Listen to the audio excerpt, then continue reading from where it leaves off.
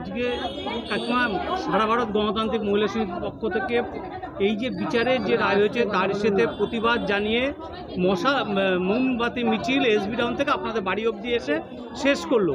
আপনারা তাদের নেতৃত্বের সাথে কথা বলেন, কি বলবেন আজকের দিনে দাঁড়িয়ে?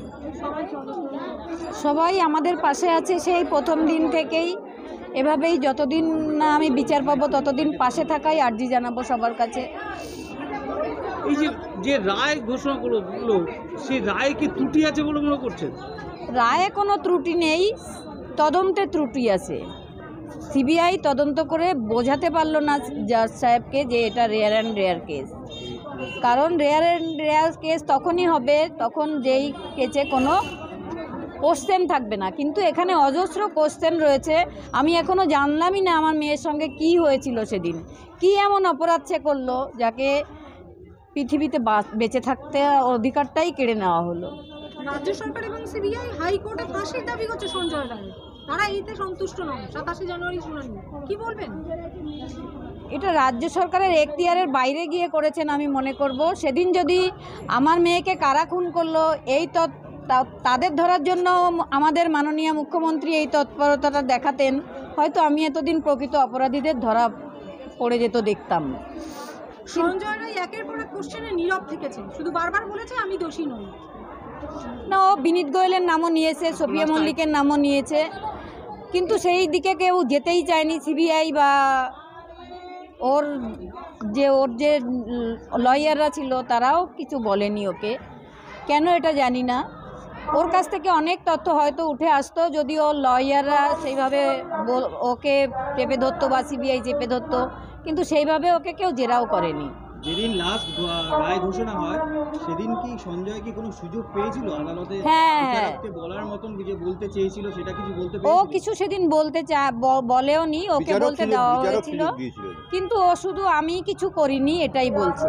কিন্তু ওর সাথে যারা যারা যুক্ত, ওকে দিয়ে যারা যারা এই ঘটনা ঘটিয়েছে তাদের কিছুই ও বলেনি। কে বা কারা ওকে খবর দিয়েছিল ওই মধ্যরাতে আপনার মেয়ে ওই রেস্ট রুমে যাচ্ছে? অর্থাৎ বাকি যে 4 জন যে ডাক্তার ছিল বা আরও যে হসপিটালে যারা ছিল যুক্ত ছিল তাদের সম্বন্ধে কোনো মন্তব্য করেছে? না, সেটা করেনি।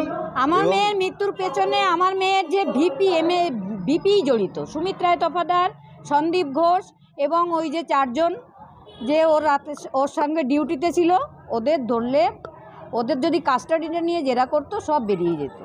একটা প্রাতিষ্ঠানিক খুন, এটা বাইরের কেউ এসে করে যাবে, ভেতরের কেউ জানবে না, এটা কখনো হতে পারে না। সঞ্জয় রায়কে হাইকোর্টেও আপিল করছে সঞ্জয় রায়কে নিয়ে, তার আইনজীবীরা। আপনারাও হাইকোর্টে গেছেন, কি বলবেন? এখনো কি আবার সঞ্জয় রায় থেকে কথা বের করা সম্ভব হবে? আমরা এই ব্যাপারে সঞ্জয় রায়ের ব্যাপারে হাইকোর্টে আমরা যাইনি, আমরা হাইকোর্টে গেছি অন্য ব্যাপারে তদন্তকে। হ্যাঁ, যতগুলো কোশ্চেন রয়েছে সেইগুলো আমরা প্রশ্নগুলো জজ সাহেবের সামনে রেখেছি। আপনি এই তদন্তের ব্যাপারে একটা কথা সবাইকে আমি বলবো, রায়ের কপি তো সবাই পায়নি, যারা যারা পাচ্ছেন বা অনলাইনে আছে দেখবেন 152 নম্বর পেজে কলম নাম্বার 3-এ PW50 বলে আছে। PW50 হচ্ছে সীমা পাহুজা, যিনি সাক্ষ্য দিয়েছিলেন। PW মানে সাক্ষ্য দিয়েছিলেন।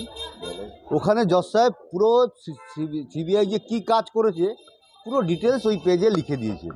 যারা একটু পড়তে পারবে তাদের আমি অনুরোধ করব তারা এই বিষয়টা পড়ে, এবং আমি তাদের বলে বাংলা করে বুঝিয়ে দিচ্ছি, সীমা পাহুজা কলকাতা পুলিশ যেটা করেছে সেই সমস্ত প্রমাণ সেটার পেছনে দৌড়েছে। মানে বাচ্চারা যেরকম অঙ্কের উত্তরটা লিখে উত্তরপত্র থেকে উত্তর দেখে নিচে লিখে তারপরে যোগটা করে, সীমা পাহুজা ঠিক সেম কাজটি করেছেন।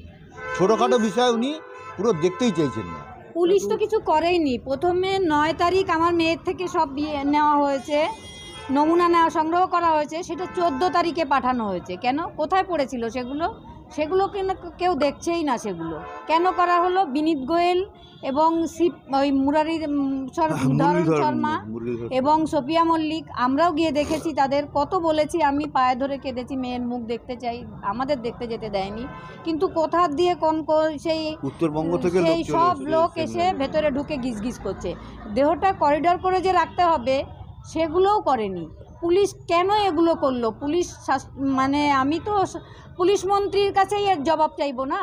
পুলিশ মন্ত্রী, স্বাস্থ্যমন্ত্রী, এমনকি আমাদের এই মাননীয় মুখ্যমন্ত্রীর কাছে এটা জবাব চাইবো আমি, কারণ এটা একটা প্রতিষ্ঠানিক খুন। আমার মেয়ে একজন সরকারি কর্মরত, সে কর্মচারী, সে ডিউটি করছিল, 24 ঘন্টা তার ডিউটি হয়ে গেছিল যখন তাকে মারা হয়েছে তার।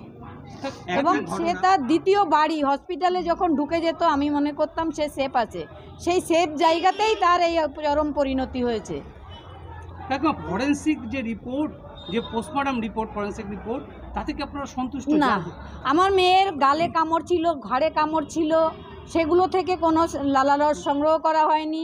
গলা চিপে যে তার মৃত্যু হয়েছে, গলায় আঙুলের দাগ ছিল, কোনো আঙুলের দাগ কারো কালেক্ট করা হয়নি। এবং এখন তো দেখা যাচ্ছে ডিএনএতে আরও লোকের প্রেজেন্সি দেখা যাচ্ছে, সেসবও কোনো তদন্তের আওতায় আনা হয়নি। সেমিনার রুম যে ঘটনাস্থলই নেয় সিএসএফএল রিপোর্ট প্রমাণ করেছে, সেটাও সিবিআই অন্য কোথায় কি ঘটেছে তদন্ত করে দেখতে চাইছে না। আমরা তো চাই পুরোপুরি তদন্ত হোক, সঠিক তদন্ত হোক এবং সব দোষীরা সামনে আসুক, সমস্ত অপরাধীর সাজা। আমার একজনের ফাঁসি হলে আমার মেয়ের আত্মার শান্তি পাবে না, সমস্ত অপরাধীদের। এবং যারা এই যে দেহ, আমরা সেকেন্ড পোস্টমর্টম চাওয়া সত্ত্বেও দ্রুত দেহটা নিয়ে এসে চুল্লিতে ঢুকিয়ে দিল, তাদেরও আমি সাজা চাই। বিচারক যে লাস্ট দিন যেভাবে বললেন যে বিরল থেকে বিরলতম ঘটনা, এটাকে আখ্যা দিন। সেটা বিচারকের দোষ নয়, এটা সিবিআই এর দোষ। এটা সিবিআই বা ক্যালকাটা পুলিশ 4 দিনে যা করেছিল সিবিআই সেটাতেই তকমা লাগিয়েছে, অন্য কোনো দিকে যাওয়ারই চেষ্টা করেনি। তাহলে এটা আমাদের এত কোশ্চেন রয়েছে, সেখানে এটা বিরলতম ঘটনা কিভাবে হবে? আর